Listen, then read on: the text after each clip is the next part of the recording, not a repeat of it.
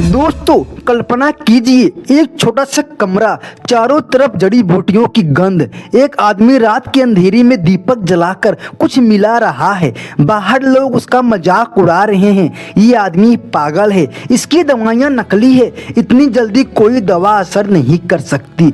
लेकिन वही आदमी एक दिन ऐसा ब्रांड बना देता है जो 138 साल बाद भी भारत के करोड़ों घरों में मौजूद है। सुबह बच्चों के दूध के साथ, दादी की दवाई में, माँ की रसोई में और यहाँ तक कि आपके टूथब्रश पर भी उस ब्रांड का नाम है डाबर। लेकिन दोस्तों, डाबर सिर्फ एक कंपनी नहीं है, ये कहानी है गरीबी की, संघर्ष की, अपमान की, विश्वास की और उस जुनून की जिसने आयुर्वेद को खत्म होने से बचा लिया। आज हम जानेंगे कैसे गरीब वैद्य ने घर के कमरे में शुरुआत की, क्यों लोग उन्हें फर्जी वैद्य कहते थे, कैसे कंपनी को मजबूर होकर कोलकाता छोड़ना पड़ा, क्यों एक ही रात में परिवार के 8 लोगों ने इस्तीफा दे दिया और कैसे डाबर ने पतंजलि को उसी के खेल में हराकर फिर से बाजार का राजा बनना शुरू किया। तो वीडियो को आखिर तक जरूर देखिए, क्योंकि यह सिर्फ एक कंपनी की कहानी नहीं बल्कि भारत के भरोसे की कहानी है। दोस्तों, साल था 1857। पूरा भारत अंग्रेजों के खिलाफ जल रहा था। उसी समय बंगाल के एक साधारण परिवार में जन्म हुआ एसके बर्मन का। किसी ने नहीं सोचा था कि यह बच्चा एक दिन भारत के सबसे बड़े आयुर्वेदिक साम्राज्य की नींव रखेगा। उस दौर में भारत की हालात बहुत खराब थी, बीमारियां थी, हैजा, मलेरिया, प्लेग, लेकिन इलाज या तो बहुत महंगा था या अंधविश्वास। गरीब आदमी के पास 3 ही रास्ते थे, वैद्य, झाड़ू फूक या भगवान भरोसे मौत का इंतजार। और यहीं से इसके बर्मन के अंदर एक आग पैदा हुई। उन्होंने सोचा, अगर आयुर्वेद इतना महान है तो गरीब लोग मर क्यों रहे हैं। बस यहीं से शुरू हुई एक क्रांति। दोस्तों, आज बड़ी बड़ी कंपनियों के पास करोड़ों की लैब होती है, लेकिन उस समय इसके बर्मन के पास कुछ भी नहीं था, ना पैसे, ना मशीन और ना सपोर्ट। किताब खरीदने के पैसे नहीं थे, कभी उधार लिया, कभी छोटे मोटे काम किए, लेकिन पढ़ाई नहीं छोड़ी। वह जंगलों में जाते, जड़ी बूटियाँ खोजते, घंटों रिसर्च करते और फिर अपने घर के छोटे से कमरे में खुद दवाइयाँ बनाते। कल्पना कीजिए, एक आदमी दिन भर जंगलों में घूम रहा है, रात भर दवाई बना रहा है और सुबह साइकिल पर गांव-गांव जाकर लोगों का इलाज कर रहा है। ये बिजनेस नहीं था दोस्तों, ये एक मिशन था।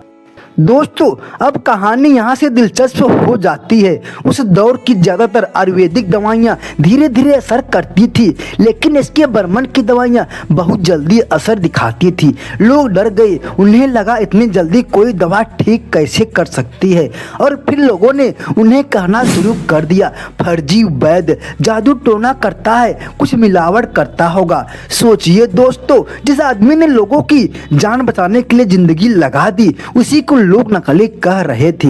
लेकिन सच्चाई ज्यादा दिन छुप नहीं सकती। धीरे धीरे मरीज ठीक होने लगे, लोगों का भरोसा बढ़ने लगा और फिर कोलकाता से निकलकर पूरे भारत में डाबर की चर्चा होने लगी। साल था 1884। इसके बर्मन ने आधिकारिक तौर पर एक कंपनी शुरू की, नाम रखा डाबर, यानी डॉक्टर बर्मन, DA+BUR। दोस्तों, शायद उसी समय किसी ने नहीं सोचा होगा कि यह छोटा सा नाम एक दिन भारत की पहचान बन जाएगा। दोस्तों, उस समय आयुर्वेद छोटे स्तर पर होता था, लेकिन डाबर ने पहली बार इसी बड़े स्केल पर बनाना शुरू किया। यहीं से भारत में आयुर्वेदिक इंडस्ट्री की असली शुरुआत हुई। अब दवाइयाँ सिर्फ वैद्य की दुकान तक सीमित नहीं थी, अब वह फैक्ट्री से निकलकर पूरे देश तक पहुंच रही थी। यह सिर्फ बिजनेस नहीं, एक सिस्टम बन रहा था। और साल 1907 इसके बर्मन का निधन हो जाता है और कंपनी की जिम्मेदारी आई CL बर्मन पर। अब सवाल था, क्या डाबर अपने संस्थापक के बिना जिंदा रह पाएगा। लेकिन CL बर्मन ने हार नहीं मानी। उन्होंने रिसर्च बढ़ाई, नई दवाइयां लॉन्च की और कंपनी को अगले स्तर पर ले जाने की तैयारी शुरू कर दी। और साल 1949 डाबर ने लॉन्च किया डाबर च्यवनप्राश। और दोस्तों, यहीं से इतिहास बदल गया। डाबर ने सिर्फ एक प्रोडक्ट नहीं बेचा, इसने इम्यूनिटी बेचनी शुरू कर दी। उस समय भारत में लोग घरेलू नुस्खे पर भरोसा करते थे, लेकिन डाबर ने पहली बार आयुर्वेद को ब्रांड बनाकर पेश किया। रोज च्यवनप्राश खाओ, बीमारियां दूर भगाओ। यह लाइन लोगों के दिमाग में बैठ गई। बच्चे, बुजुर्ग, ऑफिस जाने वाले लोग, हर घर में च्यवनप्राश पहुंच गया और यहीं से डाबर भारत की हर घर का हिस्सा बनने लगा। दोस्तों, फिर आया डाबर लाल दंत मंजन। दोस्तों, उसका विज्ञापन आज भी लोगों को याद है। तुम्हारे दांत तो मोतियों जैसे चमक रहे हैं। डाबर ने लोगों को सिर्फ प्रोडक्ट नहीं दिए, यादें दिए, इमोशंस दिए, बचपन दिया। साल 1950 के बाद एलोपैथी तेजी से बढ़ने लगी। लोग आयुर्वेद को पुराना समझने लगे। छोटी आयुर्वेदिक कंपनियां बंद होने लगी। डाबर समझ गया, अगर अब भी नहीं बदले तो खत्म हो जाएगा। और यही डाबर ने सबसे स्मार्ट फैसला लिया। उन्होंने आयुर्वेद को साइंस के साथ जोड़ दिया। मॉडर्न रिसर्च प्लस आयुर्वेद, यही डाबर की असली ताकत बनी।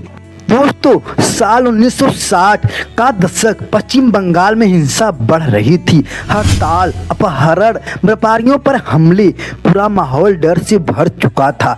और फिर एक दिन जीसी बर्मन फैक्ट्री विजिट कर गए, जहां पर कुछ कर्मचारियों ने उन्हें घंटों घेर कर रखा। उस दिन डाबर परिवार डर गया। उन्हें समझ आ गया अब यहाँ सुरक्षित नहीं है। और फिर डाबर ने अपना हेड ऑफिस कोलकाता से गाजियाबाद शिफ्ट कर दिया। लेकिन दोस्तों, ये फैसला आसान नहीं था। सब कुछ टूट गया। वर्कर्स, सप्लाई नेटवर्क, कंपनी लगभग बिखर चुकी थी। लेकिन यही वह समय था जब डाबर ने हार मानने के बजाय खुद को दोबारा बनाया। दोस्तों, साल 1978 डाबर ने लॉन्च किया हाजमोला। और दोस्तों, यह सिर्फ दवाई नहीं थी, यह भारत की सबसे स्वादिष्ट मेडिसिन बन गई। बच्चे इसे कैंडी की तरह खाने लगे और डाबर समझ गया, अगर प्रोडक्ट लोगों की जिंदगी का हिस्सा बन जाए तो ब्रांड अमर हो जाता है। उस समय शहद खुला बिकता था, मिलावट आम बात थी। लेकिन डाबर ने लॉन्च किया Dabur Honey, scientifically tested pure Honey. और बस लोगों को पहली बार भरोसा वाला शहद मिला। डाबर अब सिर्फ आयुर्वेदिक कंपनी नहीं रही, वह ट्रस्ट ब्रांड बन चुकी थी। साल 1996 डाबर ने लॉन्च किया रियल फ्रूट जूस। दोस्तों, उस समय पैकेट जूस का बाजार लगभग ना के बराबर था, लेकिन डाबर ने लोगों को कन्विंस करके बेचा। Clean safe, ready to drink. और फिर देखते ही देखते रियल जूस हर दुकान पर पहुंच गया। दोस्तों, साल 1998 डाबर की ग्रोथ धीमी हो चुकी थी। तब कंपनी ने एक बड़ी कंसल्टेंट फर्म को बुलाया और उन्होंने एक सवाल पूछा, क्या सिर्फ आपका सरनेम बर्मन है इसलिए आप कंपनी चलाने के योग्य है? यह सवाल तीर की तरह लगा। और फिर डाबर परिवार ने ऐसा फैसला लिया जो भारत की फैमिली बिजनेस इतिहास में बहुत कम देखने को मिलता है। एक ही रात में परिवार के 8 लोगों ने एग्जीक्यूटिव पोजीशन छोड़ दी। उन्होंने कंपनी प्रोफेशनल मैनेजर्स को सौंप दी। यह फैसला बहुत बड़ा रिस्क था, लेकिन यही डाबर का मास्टर स्ट्रोक बन गया। दोस्तों, अब कंपनी को प्रोफेशनल चला रही थी। मार्केटिंग बदली, स्ट्रेटजी बदली, डिस्ट्रीब्यूशन बदला और फिर कुछ ही सालों में डाबर का टर्नओवर हजारों करोड़ तक पहुंच गया। भारत से निकलकर अमेरिका, यूरोप, मिडिल ईस्ट तक डाबर पहुंच चुका था। फिर आया वह दौर जिसने पूरे एफएमसीजी मार्केट को हिला दिया। पतंजलि आयुर्वेद, बाबा रामदेव की स्वदेशी लहर, सस्ते प्रोडक्ट, आक्रामक मार्केटिंग और आयुर्वेद का जोरदार प्रचार। पतंजलि तेजी से बढ़ रहा था और सीधी डाबर के प्रोडक्ट पर हमला कर रहा था। Chyawanprash, honey, toothpaste, hair oil, सब कुछ लोगों को लगने लगा अब डाबर खत्म हो जाएगा। लेकिन यही डाबर ने अपना सबसे खतरनाक दांव खेला। दोस्तों, पतंजलि स्वदेशी बेच रहा था, लेकिन डाबर ने बेचना शुरू किया ट्रस्ट प्लस साइंस। उन्होंने अपने प्रोडक्ट को साइंटिफिक टेस्टिंग के साथ प्रमोट करना शुरू किया। 100% pure Honey, sugar free chyawanprash. और फिर धीरे धीरे मार्केट पलटना शुरू हो गया। यहाँ पतंजलि क्वालिटी इशू में फंस रहा था, वहीं डाबर भरोसे का दूसरा नाम बनता जा रहा था। दोस्तों, डाबर की कहानी हमें एक बहुत बड़ी सीख देती है कि बिजनेस सिर्फ पैसे से नहीं बनता, विश्वास से बनता है। एक आदमी जिसे लोग फर्जी वैद्य कहते थे, आज उसी की बनाई कंपनी करोड़ों लोगों की जिंदगी का हिस्सा है। 138 साल, कितनी सरकारें बदली, कितने ब्रांड आए और गए, लेकिन डाबर आज भी खड़ा है। क्यों? क्योंकि इस कंपनी ने सिर्फ प्रोडक्ट नहीं बनाए, रिश्ते बनाए, भरोसा बनाया। और शायद यही वजह है कि भारत बदल गया, दुनिया बदल गई, लेकिन आज भी जब घर में कोई बीमार पड़ता है तो माँ सबसे पहले कहती है, जरा डाबर वाला चंपरास देना। दोस्तों, अगर ये वीडियो आपको पसंद आए तो इस वीडियो को लाइक और हमारे चैनल को सब्सक्राइब करना मत भूलना। मिलते हैं अगले वीडियो में, तब तक के लिए जय हिंद।